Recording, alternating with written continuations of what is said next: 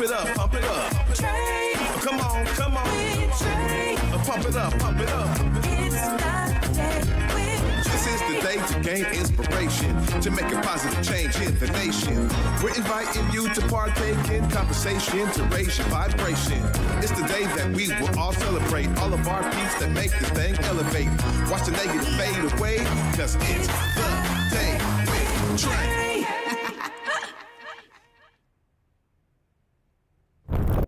Grand Rising, everyone. Welcome to the Day with Trae. I'm your host, Trae Holiday.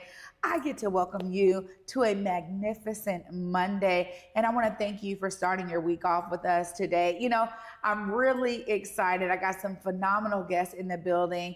First, we're going to be speaking to Tifa Tomb. She's a phenomenal director, editor, and producer. We're going to be hearing about her work with PBS. And later on in the show, we have the Day with Trae intern, Naomi Kirori, in the building. Y'all, I'm so excited to start on this journey with her. She is coming from Clark, Atlanta. She's a native of Seattle.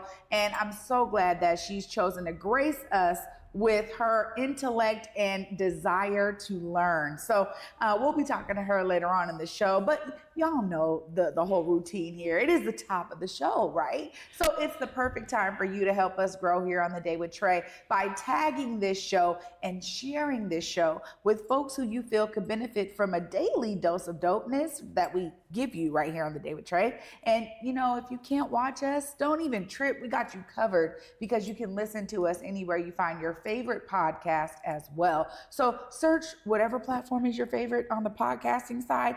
You'll also find us there. A huge shout out to our podcasting team for making sure that our audio is crisp for all of you listeners.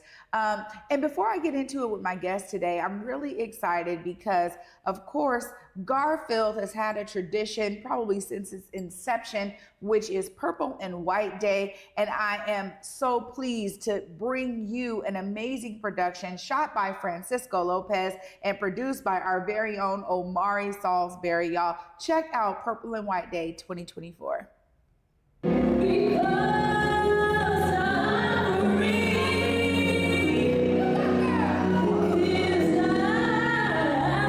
It seems as if, you know, in the times of tragedy, adversity, that's where you find some of the greatest strength. And I've seen Garfield literally rise out of the ashes of that.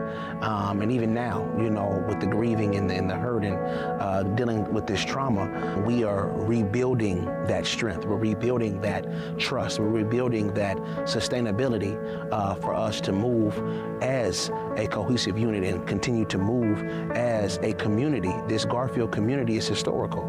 Been here since 1922, so we're 102 years in, and to see the people rallying how they're rallying right now just gives more credence to the mission and the vision that was initially put in this particular institution of Garfield High School.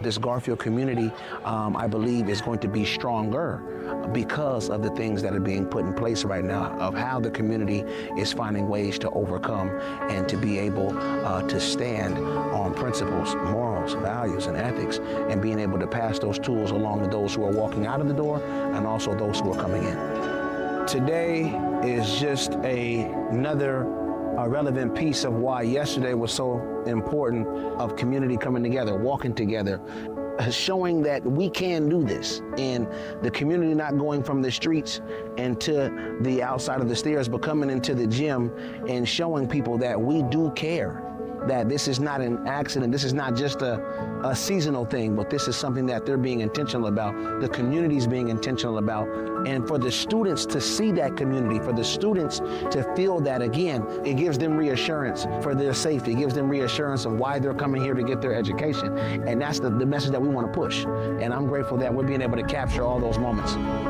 Today was a place to kind of exhale today. It was celebratory at the same time, remembering Amar's life, and to see his students and his friends and everybody, his peers, celebrating him and loving on his family. It was good to see people loving on each other. You know, it felt like it was a good energy in here, and just kind of a moment to exhale from all the things that's been going on through the last week. We're going to rise up from this. We're going to be stronger because people are tired of being sick and tired.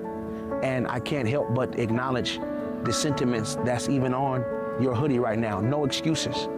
The excuses have to stop. We can't keep saying what we can't do. We have to stand up and be intentional about how we're going to move forward. We're going to have a dramatic change in how we lead and how we are proactive in trying to prevent this senselessness of gun violence, the senselessness of people being out of control and this type of behavior. We have to stand up and do something. I want everybody to know that even if you feel like you're by yourself, you're not.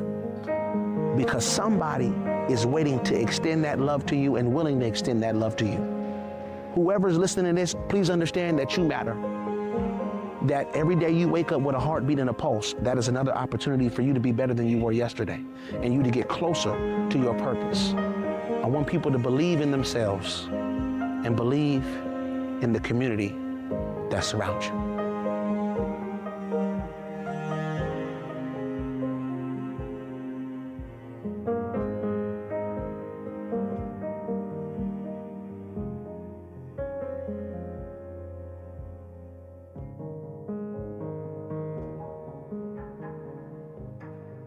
Wow.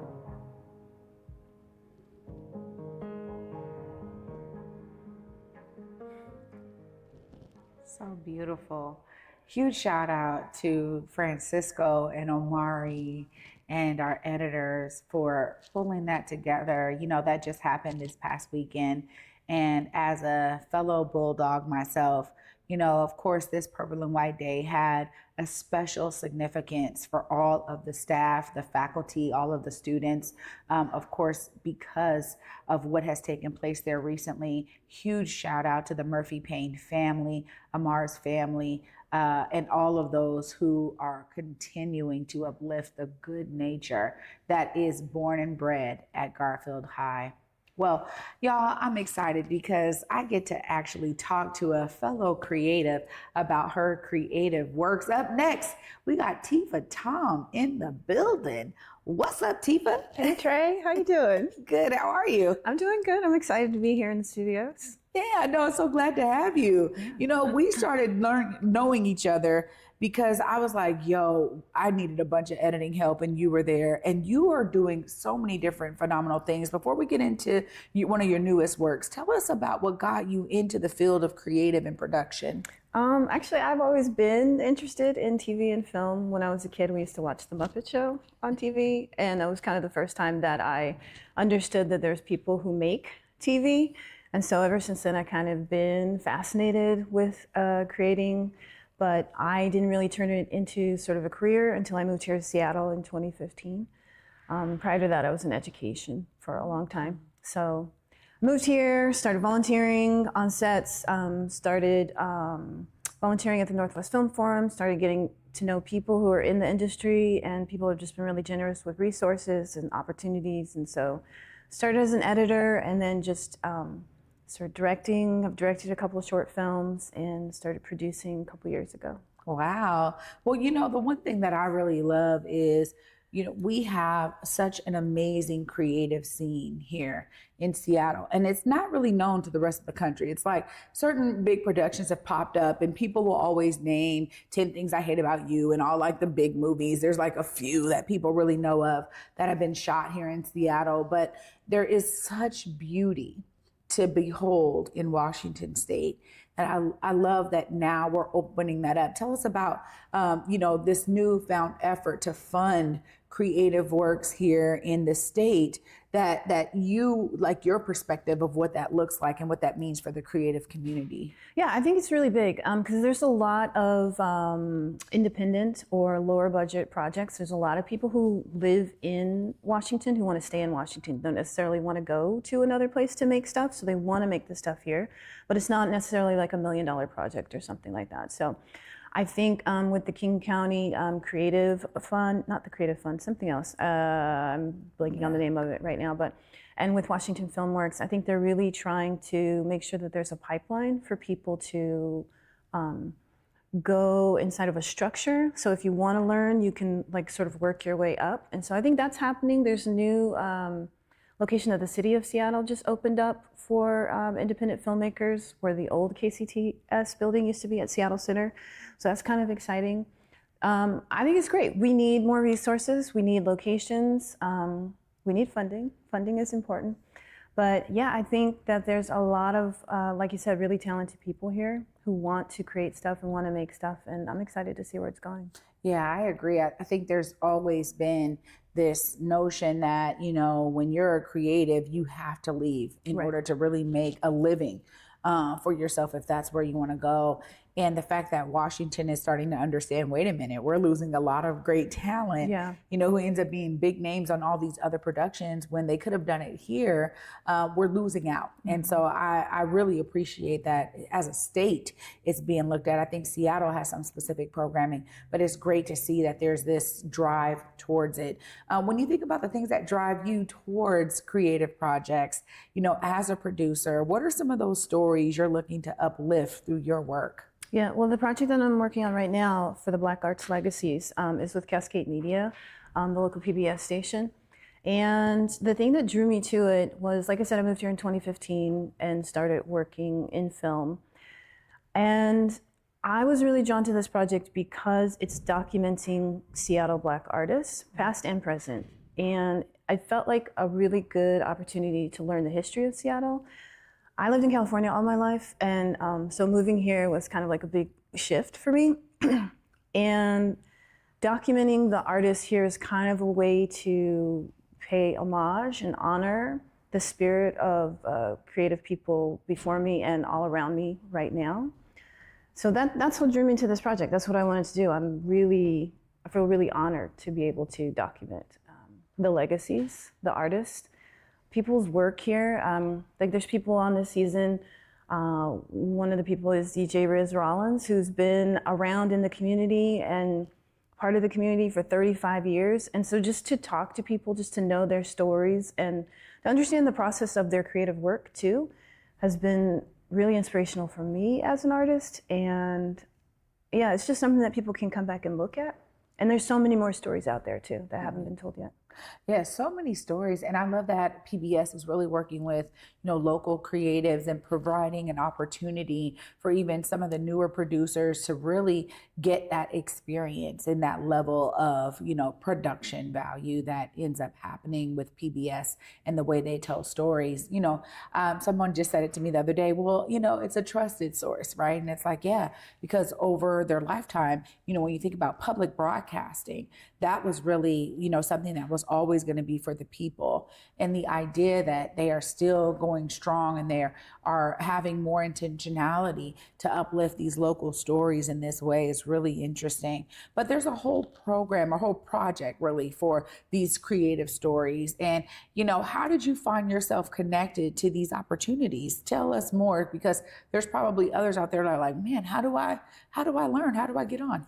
For specifically with PBS? Yeah. Well, they did a call out. They were looking for Black creative filmmakers to work with because they thought it was important that Black filmmakers were the ones telling the stories. So they just looked for freelance Black filmmakers, and that I responded. And they had seen a short film that I directed in 2020 called Wretch, and they appreciated that. So I think for people that are interested, look for those open calls. Make sure your work is ready to show, because they want to know, like, what have you done in the past? And yeah, just open up to the opportunities. Yeah. You know, we also have a lot of local film screenings here. And I just want to get your perspective on this too, because I'm loving to see this explosion of creativity in Seattle. We got scope screenings. I just saw another screening that's happening in West Seattle, West Sound. There's a lot of film screenings now. We got the Black Seattle Film Festival. So when I think about the opportunities to showcase work, which is really what a creative, a producer is looking to do, how have all of these kinds of opportunities bode well for the work that you're doing? I love Scope. It is such a vibe. It's an amazing experience. If anybody out there hasn't done it, you should definitely go to a screening. Seattle Black Film Festival is also amazing. I think It's really nice to sit in a theater and have your audience view your work. It's very validating. It feels like something that you made is very tangible now and not just inside your head. So that feels really, really good. And it feels good community-wise too. When I went to the Lex screenings, when I go to Seattle Black Film Festival, it's an opportunity to connect with other filmmakers, other creatives. And we don't always get that because we're working and lives are so busy and stuff like that. So in a way, it kind of feels like a family reunion every time. And it's great to see people that you haven't seen, or somebody that you worked with a year ago and you haven't seen them in a long time. So yeah, I really appreciate all those opportunities. Well, I love that piece too, because you're right. Being in space together allows us to build relationship and create other collaborations, right? Where it's like, oh, I have this idea, and then somebody's like, oh my gosh, I had something similar. Like now we can combine and we can connect on this, and I get it, right? And so I love that you're finding some real value in these areas and these opportunities to connect.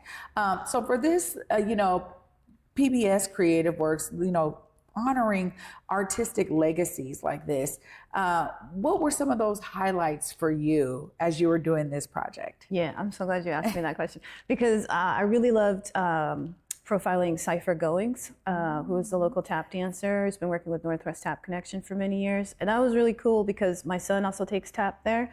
And so he used to be his teacher, and so I kind of had like a little bit of in with the history. And then Cypher talked about the history of tap in this country. And so incorporating Cypher's journey with sort of the history of tap was really, really cool. Cypher's one of those people that's, I feel like, is just on the cusp of like national stardom, and is super amazingly talented. So it was just so cool to see his work, and we kind of made him tap a little too, like we were trying to get the shot. So I do feel bad about that, but he was amazing. He was a professional. Sitting down with Riz was amazing because he was kind of like your uncle telling stories about Seattle, about the music scene here, the grunge scene. He was like the first person to play Nirvana on local radio. So it's just like all of these touch points, all of these connections between these artists and this history, it makes up the story of what Seattle is. And I don't think that, like, I know moving here, I don't think that those stories have been as loud as they should be in terms of what the tapestry of what Seattle is and what makes it so vibrant and so beautiful here. So that's just like playing a part in that has just been the best part. Well, you know what? I'm just so glad that you came here to the Day with Trae to give us some light and a little bit of details about what folks can expect. Of course, I got to be right and make sure folks know how to tap in and how to watch the amazing show that you help produce. Look right here. Let them know how they stay plugged in. Yeah, you can find all of the episodes on Cascade Public Media's website, kcts.org.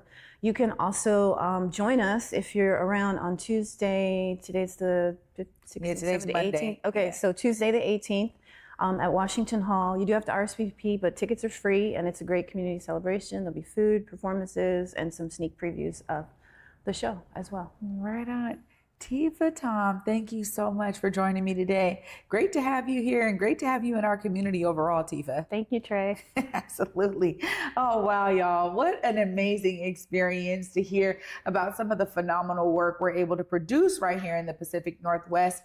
I get to now speak to a young intern who is going to be making her mark in the creative world one day, but starting with us right here on The Day with Trae. Up next, we got Naomi Kirori, our intern for The Day with Trae. So excited that she's joining me. Y'all do not want to miss this. Stay tuned. You're watching The Day with Trae. Black caregivers, entrepreneurs, and elders, this one's for you. Queen Care is offering complimentary self-care services to those who give so much to their communities. Take a moment to restore, recharge, and be cared for with free wellness treatments at the Spa House by Queen Care. Spots are limited, so don't wait. Go to queencareproducts.com now to sign up or scan the QR code on your screen because you deserve the same care you give to others. Listen up, Puget Sound. This is a call to my fellow Black business owners. It's your girl, Dasa Gordon. It's your boy, Eric Calligraphy, and I know times are tough out here. Especially for our restaurants, dude. I already know you're feeling the weight. But let me be clear. We're not going to stand by and watch our community struggle. Here at Back to Basics and Converge Media, we know Black businesses are the heartbeat of our community. We bring the culture, the flavor, and the soul. And we need you to keep on thriving. We need you. So that's why we're opening our platforms to you. Whether it's telling your story, shining a light on your challenges, grabbing resources for you to know about. Dude, we even want to help bring more customers through your doors. Man, we got you. Are you a restaurant owner trying to keep your lights on? A new business fighting to make your mark?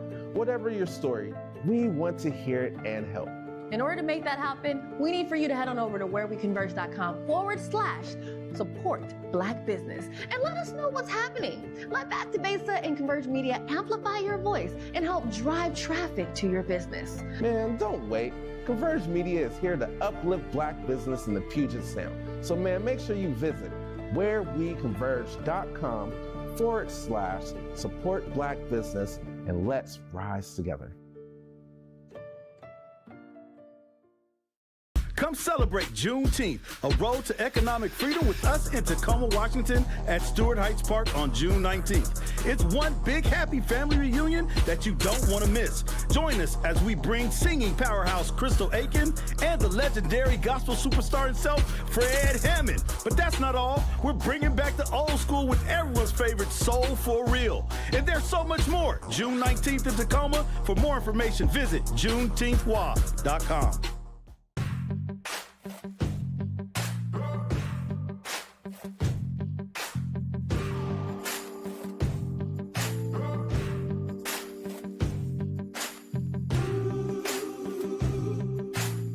Welcome back, everyone, to the Day with Trae. I'm your host, Trae Holiday. Really excited because, y'all, this is a full-on team effort, and we have a new addition to our team who is joining us today for the first day. And so we thought it would be very special to capture this moment of this beginning on camera. And we're going to wrap it up at the end of the internship, too, so she could tell all about her experience. But welcome, Naomi. Hi.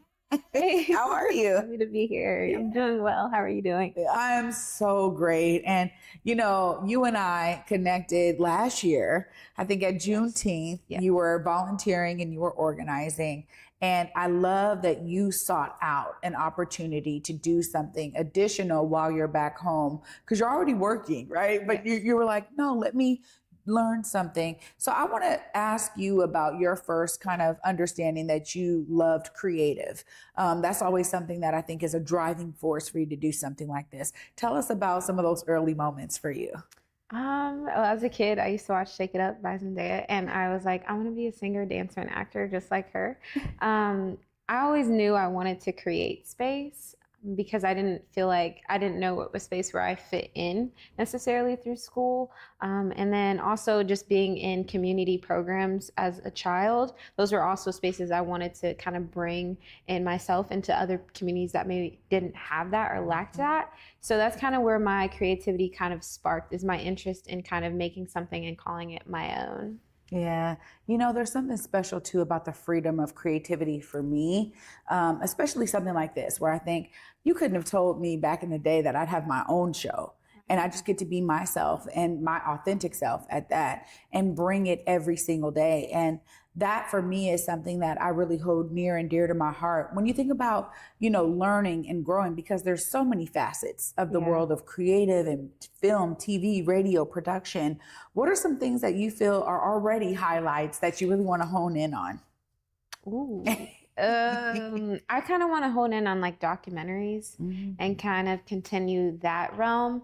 I think there's a lot of coverage already being shown more now. Like, for example, representation now is like grown so much when it comes to the Black community, when it comes to the queer community, specifically the Black and queer community. So I just want to continue kind of like storytelling and kind of take over and kind of go in that path.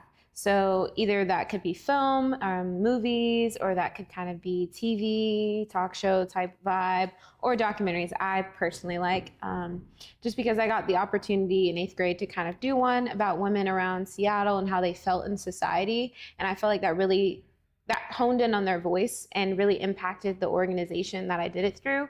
And it was a really big hit. So I kind of want to continue doing that momentum. Yeah. You know, there's something really special about the world we live in being reflected through the creative of the time. And that could be art, being painted by artists. It could be books that are written. It could be film, TV, even the aesthetics of modeling. And I think about like editorial work and how all of that, if you look back through time, it's going to reflect signs of the times. I say zeitgeist a lot. Y'all know, because I'm always like, I say zeitgeist so much, but it is the sign of the times. And I love that there are folks like yourselves who are going to bring your brilliance into the world of production and creative, because there's a lot of documentaries, but there's always another story that hasn't been told, right? Or hasn't been told from a certain perspective. And so I appreciate that, because when you think about adding to this large plethora, right? Smorgasbord that we have before us of all this creative. It's beautiful to hear you say that, because there's some story in your mind that has not been in anyone else's mind, and that you'll get to bring to life. Let's talk a bit about college life. You are at Clark Atlanta. This is huge. You're at a HBCU coming from the Pacific Northwest. Tell us a bit about that transition. It was a big adjustment. Just coming from a space, I didn't even know about HBCU until high school. Luckily, shout out to Life Enrichment Group of Seattle that took me on HBCU tours and told me like, hey, you can do anything you put your mind to, and we're going to show you, and we're going to take you on this HBCU tour. So I wouldn't have been at Clark Atlanta or knew about Clark Atlanta without them. So thanks to Miss Monica. But I just grinded during my high school years. I stayed in my books. Education is really important to my mom. She's like, you can do anything, just stay in your books. So I knew that college wasn't affordable for me. So I applied to a bunch of scholarships. I have a full ride now at Clark, and I'm going into my third year. Thanks to Clark Atlanta, I have a scholarship with them, and College Possible, which is another program dedicated to helping low-income people get to college. So coming from Seattle to the South was a big thing for me, because my great-grandmother came from Mississippi to Seattle to, have a better life for her family. And so kind of like going back to Atlanta and kind of like being in that space of culture was very different for me. Seattle is very liberal, very diverse. And so kind of going to Atlanta, where it's like majority, everyone looks like me, and everyone's like, it's like Black Hollywood. So it's so beautiful to see, and the dimensions of different people that I got to meet and the friends that I've created. So it's really been amazing. You're such a shining example. I think about my early days and that transition from Garfield to Howard. I like you, I didn't go on a tour, but I had already visited Howard, and it was like everything. And I was a part of National Society of Black Engineers, NSBE, and we got to do the NSBE conference. And that was the first, I think, time that I saw so many Black people. There's like 20,000 Black high school and college students together for this conference, and I was blown away. And the experience was like, oh my gosh, there's so many similarities that I maybe haven't been able to explore, because I was around a lot of Black kids growing up, but I also was friends with all kind of people. And so I had this really widespread kind of friend group, but some of my core friends, it was like, man, we're in it. And to experience that, it was like so eye-opening and life-altering for me. So I love hearing that you were able to go. Yes, huge shout out to Monica. We love Monica here on The Day with Trae. And to be able to provide those opportunities for young folks, and for you to feel like you're at a place, and kudos to you for the full ride, by the way, right? You're at a place that can pour into you in such a phenomenal way. I'm just so grateful that you're here. Lastly, I got to ask, you're working with me, you're working with our team here. What are some things you're really looking to learn? Oh, everything. I don't know if that's too vague. I think when I first met you, I knew, I was like, I want to do that. I don't know what we're calling that, because you wear a lot of hats, but I just want to do that. You're a boss woman, and I look up to a lot of Black women. Black women have raised me, raised by a single Black mom, shout out to my, grandma and auntie that passed, but they also raised me too. So seeing a Black woman like do what she wants to do and is so passionate about community and media and creativity and liberation for our people. Like, I want to learn from that person and also be able to take it and then, you know, shape it into my own thing as well. Like, it's really important for me about legacy and carrying on the torch. So being able to have a strong mentor and support system's really been beneficial in me getting to Clark thus far, and I know will continue to take me to heights that I've never, you know, even dreamed of. So I gotta say, it's so divine. You know, it's divine timing and it's by divine design, because I was looking for you two, girl. You know, right? Like one of my mentors, shout out to Miss Dawn Mason. She would always ask me, you know, who are you, you know, preparing to take your spot, essentially? Like, who is the next Trae? And in their own way, like you said, right? And I was like, ooh, that's a good question, because I don't know yet, right? And I work with phenomenal young Black women, but none of them really have this like passion for what I do necessarily, like media driven. So when we connected, you know, and I'm like hosting and I'm all over the place, and you were just like, you need help? Like, how can I help? I was like, oh, I like, okay. You know, you stuck around. And I think there's something very serious about the level of dedication that's not seen. All the things that happen behind the scenes, all of the long hours that it takes to wear as many hats as I'm grateful that I do.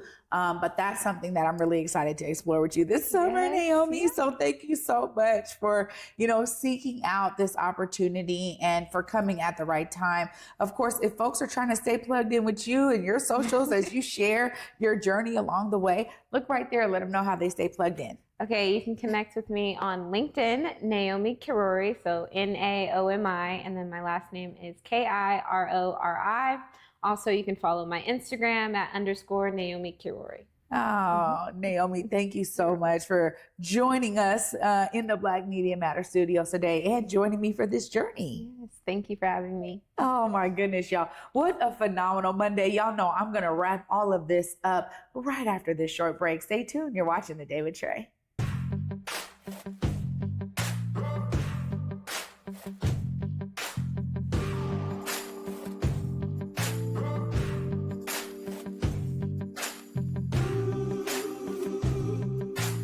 Getting the scholarship really changed the conversation. It went from, no, I can do school in my free time and make it work, to I could only focus on school and I can be the best I can be every single day. I can soak up everything. I can read before class and make sure I'm not just learning enough to pass a test. Like, I could really pour all my time into school. That's what having a Seattle College Foundation Scholarship did for me. Africatown Plaza is our latest affordable housing development project. It's 126 units of affordable housing over community commercial space. It's the first time in my career, and I've been doing this for 10 years, that I was able to design for people who look like me. Africatown Plaza is a beacon of hope. Africatown Plaza is a love letter to the community.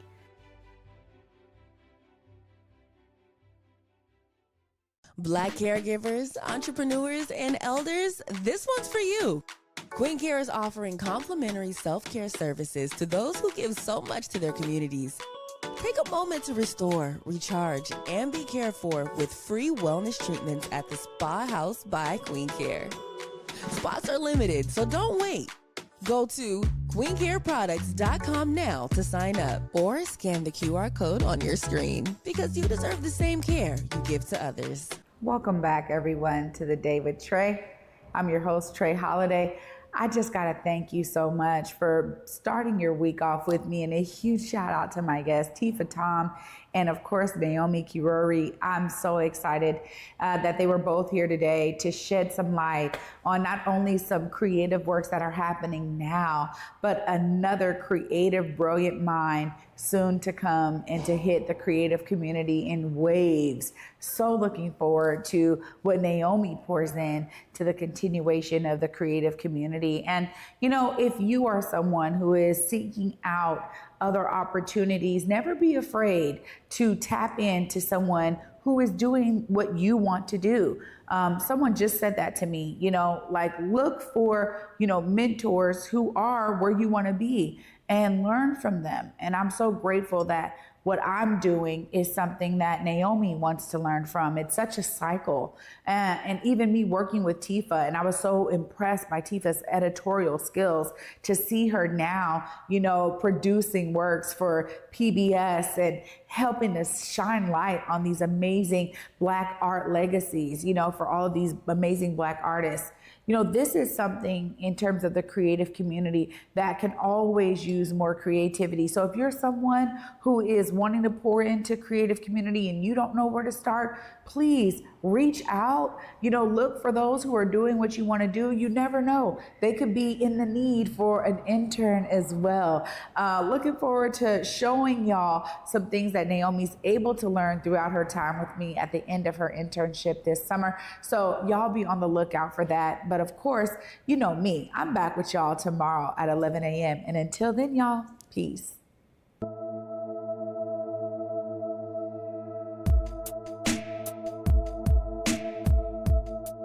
Converge Media produces culturally relevant content for Black and urban audiences.